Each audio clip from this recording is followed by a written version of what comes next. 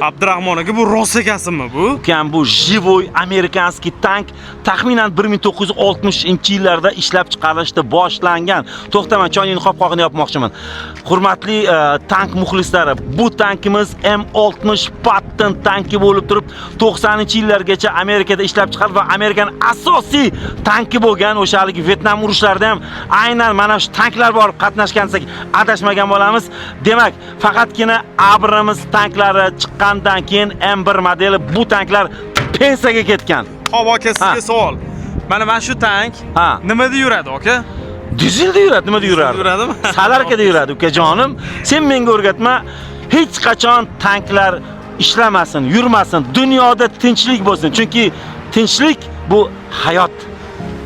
Ana, Amerikaga xush kelibsizlar. Haqiqiy tank ko'tarib etishda tortib bering. Qani.